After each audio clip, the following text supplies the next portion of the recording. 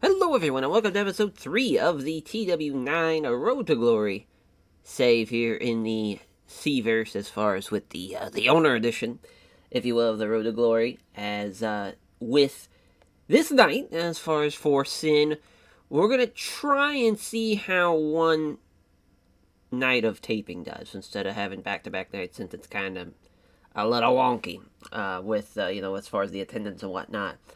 As we have the fight set, it's going to be 4 fights. Obviously, it's usually about what we do. We'll probably have an angle. Not exactly sure where on the card, because obviously we know usually angles don't really go over so well. But we might do one where it's like he's kind of, somebody's warming up in the back type of thing. Hitting a heavy bag. Maybe even grappling a little bit with somebody as far as, like, as part of his team type of thing. Oh wow, as far as I just realized, the wrestling industry is weak right now. So yeah, that's gonna suck as far as for us, because we're already a little bit behind the 8 ball with that, being a place that is kind of a little bit off the beaten path of what usually American Pro Wrestling is presented. But we also are going to put the ticket price to very cheap to see if maybe we can get some more money off of that. As, we're just going to not give anybody the night off. As, let's see here. Oh, yeah, we're back at the Ivor Casino, as always, as our booking team meeting. Oh, wow, we can actually do stuff with that. Now that we've gotten pretty well. But still, I think we're just going to not spend any creative on that. Around Tree has gotten heat with the rest of the locker room due to his recent attitude. Yeah, I mean, who's gonna fuck him up, though? As far as Terry Roundtree's a bad motherfucker. But the talent relations gave him a bit of a warning. Same thing, oh wow, he's got a lot of heat. Sergio Mendoza pulling a tasteless rib on everyone. Well, I mean, could have been worse. Could have been worse. As, come on, boys. We got it. Yeah. Hell yeah. Inspiring the masses there. So as far as, our 4 bouts, as you can see, we're having, Pedro Mendoza have a bout with, Michel Bernard, and the other end of the equation after Sergio lost to him. Roberto Ayala, Guillotine himself, taking on Terry Roundtree, 2 of the newest members of the roster battling out there. Also having KFry and Marcus Mayan on the card. And then Tobias Bastio and John Snyder, which should actually be a fun fight there. I think we're going to open up with KFry, Marcus Mayan. Fry getting the win here. This is, a tough one, because Marcus Mayan now is going to be 0-2-1. Obviously, in this organization, Sin City Grappling, we're kind of in a unique spot where we can't really have, like, enhancement talent, because obviously it's clear as day. It's like, well, why is this guy still showing up to fight at Sin? Keeps on fucking losing. But at least we can get a little bit of leeway, at least for the first year or so. But it's going to get tougher the longer it goes, as far as if we stay, obviously, with Sin. But KFry getting, that will be also his first win. So both guys are looking for their first wins. And, KFry getting the win. Oh. That's wild. You can't do that anymore? Huh. Oh, shit. Let's see. Yeah, we'll just go Nigel Stevenson.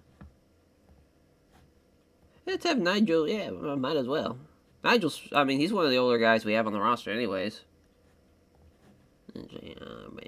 Road agent, perfect. Love that. Alrighty. We got that situated. So KFry gets his first win. I think we'll then go with Tobias Bastio, John Snyder, and Bastio gonna get the win. We need to also make this an all-out match. Yeah. So it is a fucking fight, after all. But Tobias Bastio beating John Snyder. John Snyder, he's a little up there in age. Figured this would be a great way of having him lose after he had a pretty solid debut. But Tobias Bastio, he had obviously a great performance in his first bout. And he's also now, you know, obviously it is still Australian. He is still Australian, but now he's living in the Southwest, which is kind of crazy. So we're able to use him a little bit more. I figure reward that for being the man. Wow, John Snyder, unhappy about that. Kind of crazy. And then we'll have Guillotine and Terry Roundtree, which is Terry Roundtree now making that 2-0. Incredible run he's had so far, right before the 10-minute mark too. A hell of a win. Hell of a win for Terry Roundtree. Yeah, we make that all out as well. Perfect. As I thought about maybe having that be the main, actually. Because, Pedro Mendoza and Michel Bernard, basically what's going to happen here is, for the first time, it's actually going to be interference. And it's not going to technically be full-on interference, just Sergio's going to distract Michel Bernard. And it kind of, this idea of having somebody in somebody's corner distracting somebody adds a little bit of theatrics and a little bit of the pro wrestling element to this promotion, as far as being able to kind of do angles within the bout, and as far as like the referee trying to get a hold of the situation, also can really cause somebody to be a heel. Again, we have ideas of guys wanting to maybe get disqualified or get there's no disqualification, but I guess you could do a disqualification if you do in fact close with have a close-fisted punch and gets caught by the ref. So there's that, or even doesn't on the rope break, doesn't break it type of thing. There's some ways you can go about it, because again, I think a place where there is at least some rules and it still is presented as a legitimate sport, then you have a guy break those rules, it's just very easy for them to come across as a bad guy. So that works out. And oh wow, we must have not changed. Oh yeah, not about to say. We gotta make that an hour show. Perfect. So we still need about 5 minutes kind of cut here. I think we're going to swap that. Yeah. And then, basically, we're going to see, as far as with the Mendoza brothers, it's now apparent that these guys are going to do anything to get the win. And as far as, I think, again, we're going to have Pedro, Sergio, they're going to attack. As far as Michel Bernard, victim. But we're going to have, this time, not Nigel Stevenson, even though that'd be a great guy to have kind of run out. I think for kind of the way for this to really work out, I think, in my opinion, is to have these guys in Pedro Mendoza and Sergio Mendoza, as far as having them really be like us versus them mentality, where everybody's kind of coming together. And for Michel Bernard, he is Australian, so maybe have a couple of Aussies. Plus, he's also now in the Southwest too, which is the reason why we're trying to get him more on the show. So maybe like Blackwell Bush, and I guess we could use Marcus Mayan as well. So yeah, we'll do that. Marcus Mayan.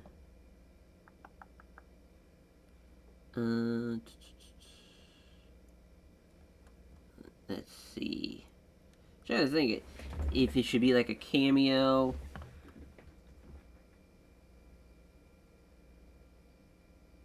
Maybe intimidation even. Yeah, it's tough. It's tough because exactly. Actually, we're gonna add a new part.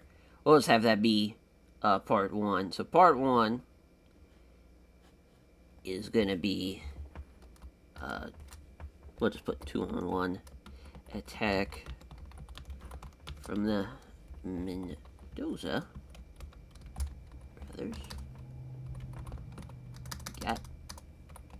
There we go. So right now, that will be about 2 minutes, give or take, right? So yeah, an angle, live, serious, yeah. Yeah, because I think that would be good. There. Now for part 2 then, we'll have, as far as, oh yeah, let's,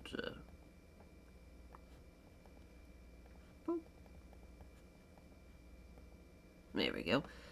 And then for, oh wait, got it, great. I didn't think it would go away. There we go. So then, Mayan, oh, not Mayan, Mayan, and Bush make the save. Run off. So basically, again, even though these guys are very much about it, as far as the Mendoza brothers, they're looking to fight anybody. But they're also smart. They see the numbers game, and when it's not in their favor, they're looking to dip. So they, once you see Mayan and Bush kind of run down and try and help out a fellow competitor, it goes against them as far as being able to run away like that. So let's see. Again, it's well, I guess, yeah, we'll go off of intimidation from Marcus and Bush, and then we'll do cameo, maybe, to have them be like, oh, we're leaving, type of thing. It's tough. Because there's not like a guy who runs away. Because I guess it would be maybe a victim, but I feel like a non-speaking role might be better for him. Yeah. And for Sergio. And then Pedro. And we'll also have Michel Sell. There we go. So we'll see how it plays out here. 5 minutes though is a lot for sure. Oh, here we go. Save. There we go. Cut it down to about 3 minutes. Perfect. Those guys. Yeah, Scary Terry. Yeah, I mean, I guess we could technically have one more fight, but I really don't. I think the 4 fight minimum is a good call. As far as, I was thinking about maybe having Mayan and Bush do a promo, but I don't think they'll go over so well. Let's have Scary Terry working out. Yeah, Scary Terry hitting the heavy bag. Scary Terry. Let's see. Beating the piss out of the heavy bag. Warming up for his main event fight. We'll call it match. There we go. As, I mean, improvised, I guess, but yeah, backstage. Yeah, I'd probably say a minute or so. It wouldn't be long. There we go. Yeah, hype. Scary Terry. Let's see. Yeah, we'll go intimidation again. Yeah, and I like hype too. I think it's gonna work out pretty well. Yeah, save. Perfect. Alrighty. Yeah, and then we'll just add an extra minute to one of these matches. Oh yeah, the bias match with John Snyder. Sick. So booking analysis, yeah, we're just unhappy. Oh, We'll probably put it after the Basio Snyder bout. Yeah, KFry. Yeah, Mayan starting off. I just want to make sure everything's all out. Because, I mean, that's what we got to do. I think that's the best way of going about it. Yeah, we're good on all this, I believe, now. Yep. So, yeah, I mean, as far as with, I guess we could go through all the finishes here. I didn't even really talk about that. But, yeah, KFry beating Marcus Mayan. Of course, KFry, he's got a lot of different ways you can beat somebody. But really, one of the classic ones is both those guys are more so using pro wrestling moves than some of the other guys, more so than some of the other guys. But as far as, no, I didn't mean to hit, yeah, with alter moveset, that's where we gotta go to. Because, we'll probably go with the deep fry, actually, which is, of course, to remind everybody, go deep fry, there it is. The implant DDT. So as far as DDT, getting the, as far as after that, probably, actually, we need to have him do something besides the deep fry, because he needs to be able to also get maybe a finish with strikes, too. So I think that would, man, really the heel hook, I kind of had this idea of calling it the deep fryer, as, but it's kind of weird to call it the deep fryer and then have the deep fry too at the same time. So it's because again too, also thought about maybe calling it something like a classic. There's so many different ways we can go about it of what he can do. Cause part of me is like, we could have somebody, as far as with KFry. See, implant DDT. So he nails him with the DDT. That's the big thing, right? Afterwards, how can you set it up afterwards? And to me, I guess he could go with a seated guillotine, kind of like while the guy's basically in full mount on top, and he's pulling it that way. You could do it like that.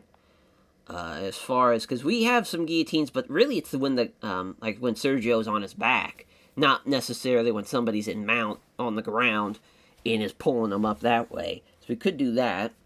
So I guess let's see, mounted. Yeah, let's mounted. Let's make sure. Let's see. Just in case there is a yeah, because there's just a regular guillotine choke.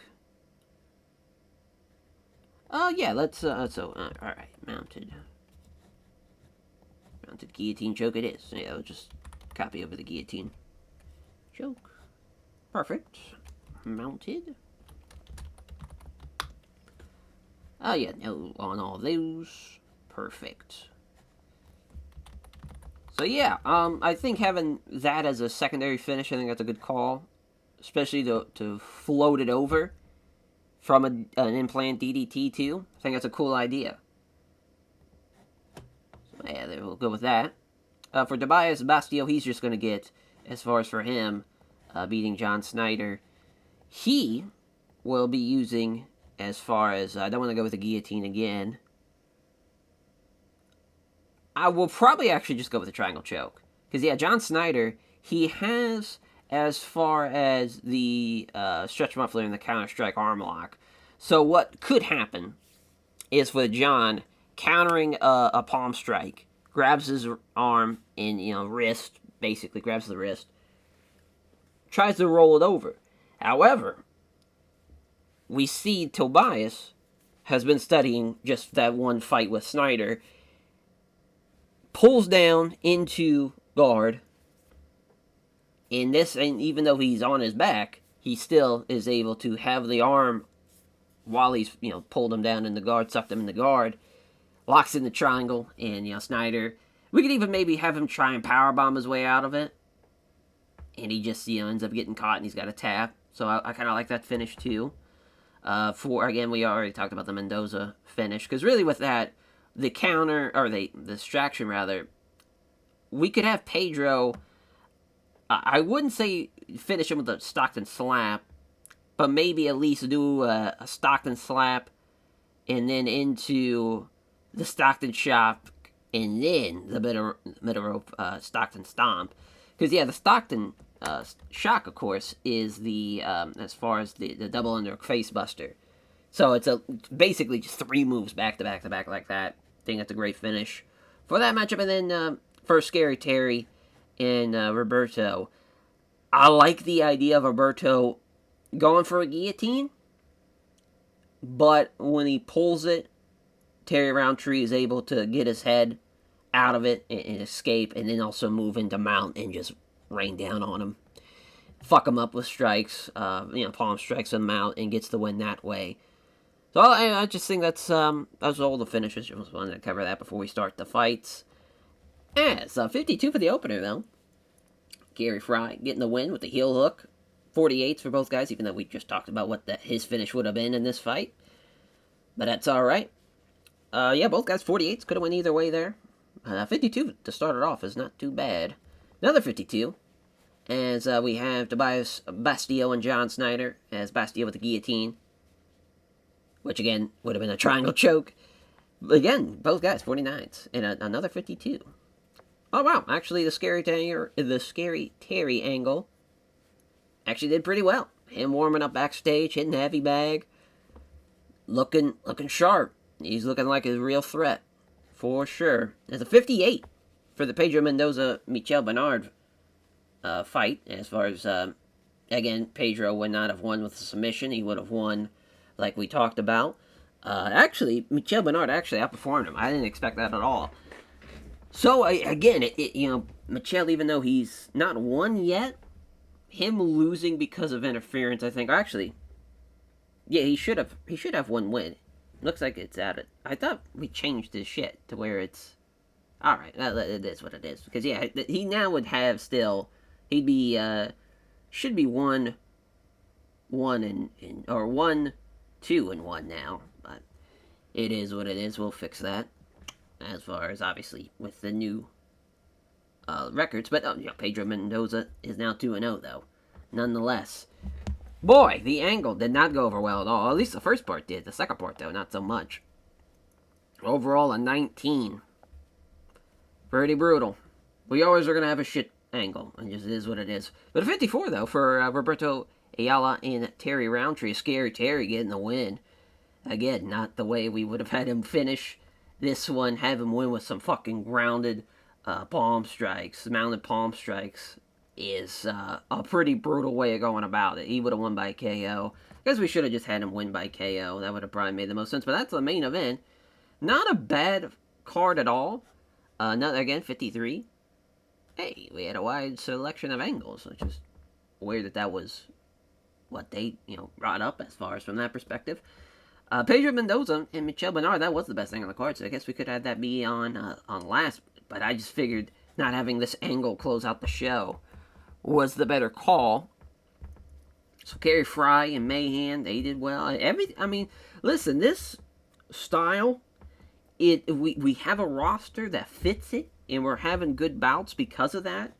Really, the only thing that's going to really detriment us, as far as, let's put over, I want to put over Scary Terry again, man. I mean, just great stuff from him and Michel Bernard. Because now, we have agents that are working pretty well. God damn, we lost $5,000? That's fucking crazy. Wow. Oh, that's the post-show finances, I'm about to say. That's the overall company. It's like, how the hell did we lose $5,000? We only lost $1,000. That's not too bad, actually. One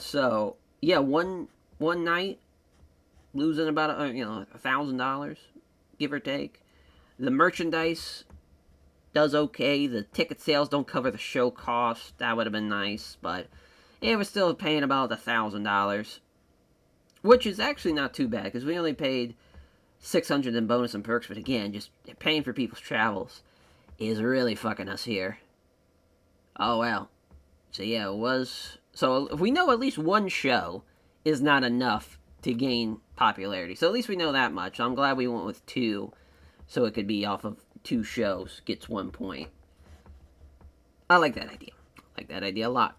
So there we go. As far as for the Night of Sin show, what the plan is basically, again, building up the roster to make sure when we crown, if we do crown, because part of me wants to kind of hold off on crowning a champion as long as we can, because part of me wants to do the Kumites as the first kind of big thing, where it's that, you know, who really is the baddest motherfucker here, and that's a great way of proving it, and it kind of throws back to the classic UFC events, you know, with the one night tournaments too, so kind of like that idea too.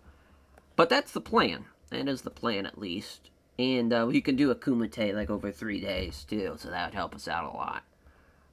But yeah, I mean, as far as for night 6, it's going to be a one night taping again, because I feel like that's just kind of the best way of going about it. Just because of, again, it seems to just be kind of fucked trying to book 2 shows on the same day. It doesn't like work the way it probably should, the way like just a TV taping is, but I get it at the same time. So, I mean, losing about $2,000, but we're about $1,500 in the hole for the month.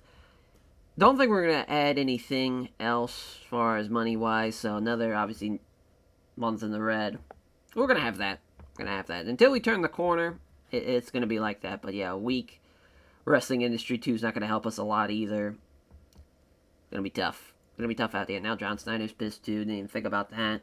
That we should definitely be trying to make sure people aren't gonna be upset. But yeah, as far as the next night here for night 6, we're getting closer and closer to where we're having winning streaks really matter. Right now, obviously, everyone's just kind of figuring it out and just getting their feet wet. And you guys are only fighting, 2-3 times so far. But once we get to where guys are fighting 8, 10, 12 times, and that records are really, really being prominent, that's when it's going to be a real test for a lot of these guys. But yeah, we'll catch you guys next time for Night of Sin 6. Take care, everyone.